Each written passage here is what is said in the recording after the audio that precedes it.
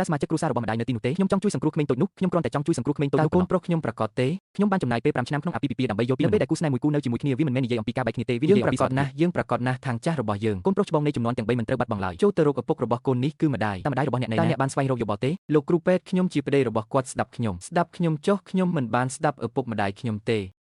បើដូច្នោះមែនចូលរកអ្នកណាដែលស័ក្តិសមនឹងអ្នកទុយទៅវិញវាគឺជាសេចក្តីស្រឡាញ់របស់គ្រួសាររបស់ខ្ញុំចង្អុលបង្ហាញពីសំណាងល្អចង់ឃើញទេបោះជំហានលើ180កូនប្រុសមកនេះម៉ាក់នឹងឲ្យអ្នកម៉ាក់មានរឿងអ្វីកើតឡើងដែលកូននិយាយអ្វីមួយម៉ាក់មិនខ្វល់ទេមិនថាប្រពន្ធរបស់អ្នកធ្វើដៃបែបណានោះទេដៃគោមួយមានតម្លៃជាង100យ័ន្តខ្ញុំមិនអាចនិយាយអ្វីបានទេអំពីលុយដែលនាងបានចំណាយហើយអ្វីយើងមិនអាចនិយាយជាមួយនាងបាន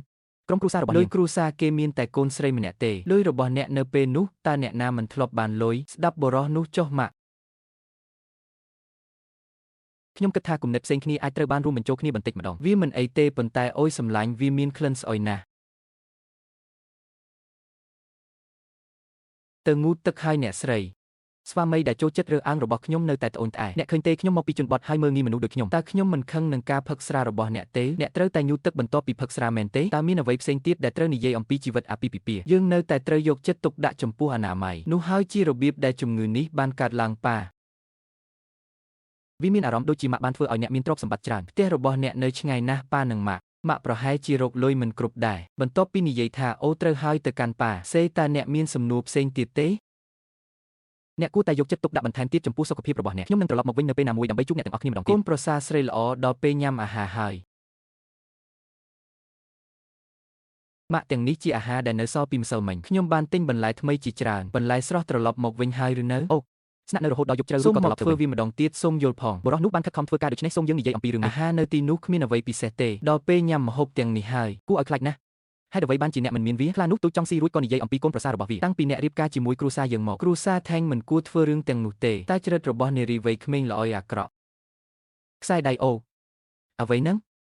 មួយនេះជារបស់ខ្ញុំកូនប្រុសខ្ញុំកំពុងគោរពខ្ញុំណាស់ចូលយើងនិយាយអំពីរឿងនោះពេលក្រោយរបស់អ្នកមិនមែនជារបស់កូនប្រុសខ្ញុំទេខ្ញុំមិននិយាយជាមួយអ្នកទេរងចាំកូនប្រុសរបស់អ្នកខ្ញុំនឹងនិយាយជាមួយអ្នកម្ដងទៀតនៅពេលខ្ញុំត្រឡប់មកវិញដូច្នេះខ្ញុំត្រឡប់មកវិញហើយមានរឿងអ្វីម៉ាក់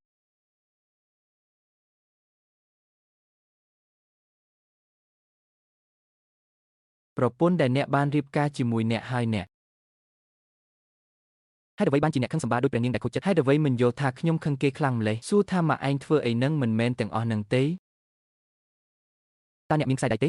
គ្រួសាររបស់អ្នកមានច្រើនណាស់ត្រូវការខ្សែដៃនេះទេខ្ញុំមិនចង់បានអ្វីទេបើអ្នកមិនមើលមកខ្ញុំមិនបានដាក់វានៅក្នុងផ្ទះរបស់អ្នកដើម្បីឲ្យគេធ្វើបាបទេវាមិនមែនទេកូនប្រុសរបស់ខ្ញុំពូកែណាស់ដូច្នេះអ្នកមានអ្វីគ្រប់យ៉ាងកុំរឹងរូសពេកហើយទូចចង់រៀបការជាមួយគាត់យើងថែមទាំងត្រូវចំណាយបន្ថែមសម្រាប់ដំណើរកម្សាន្តរបស់ក្រុមគ្រួសារយើងទៀតផងតោះរៀបការយល់ព្រមទេយល់ព្រមអូការលេងលេះគ្នាគឺល្អការលេងលេះអ្នកដូចជាទ្វារមួយទឹកអញ្ចឹងរឿងនេះមើលទៅមិនដូចកូនប្រុសខ្ញុំទេពូកែម្លេះនាងចង់មានមិត្តស្រីគ្រប់ពេលវេលាមនុស្សនោះនៅជាមួយគាត់មែនទេកូនប្រុសរបស់គាត់ចាស់ហើយ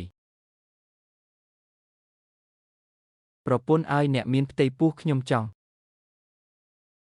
ខ្ញុំជាឪពុកហើយអូកូនប្រសារស្រីរបស់ខ្ញុំកូនប្រុសឲ្យកូនមិនអាចគិតដល់ខ្លួនឯងបានទេម៉ាក់នៅតែត្រូវគិតដល់កូនមែនទេ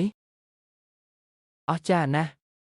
អ្នកនឹងមានចៅប្រុសម្នាក់ខ្ញុំគិតថាខ្ញុំអាចលេងលេះគ្នាបានដោយរលូនការចាក់ចេញពីអាពាហ៍ពិពាហ៍ខ្ញុំមិនដែលរំពឹងរឿងនេះទេទោះជាយ៉ាងណាក៏ដោយការលេងលេះនេះបានធ្វើឲ្យខ្ញុំការរំខាននិងការធ្វើអត្ថាធិប្បាយអវិជ្ជមានគឺពិតជាអាក្រក់ណាស់តើអ្នកអាចវាយកូនប្រុសរបស់ខ្ញុំដោយរបៀបណាអ្នកស៊ីអ៊ឺកូនស្រីរបស់ខ្ញុំមិនអាចខ្ញុំស្លាប់ពាក់កណ្ដាលហើយសូមធ្វើការផង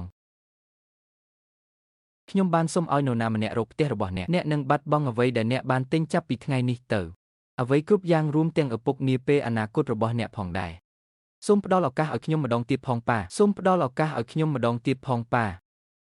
ផ្ទះជាកន្លែងដែលកូនប្រុសនិងឪពុកជាកម្មសិទ្ធិសូមផ្ដល់ឲ្យខ្ញុំបន្ថែមទៀតឱកាសមួយតែសមាជិកគ្រួសាររបស់ម្ដាយនៅទីនោះទេខ្ញុំចង់ជួយសង្គ្រោះក្មេងតូចនោះខ្ញុំគ្រាន់តែចង់ជួយសង្គ្រោះក្មេងតូចនោះកូនប្រុសខ្ញុំប្រកាសទេខ្ញុំបានចំណាយពេល5ឆ្នាំក្នុងអាពាហ៍ពិពាហ៍ដើម្បីយកពីនៅពេលដែលគូស្នេហ៍មួយគូនៅជាមួយគ្នាវាមិន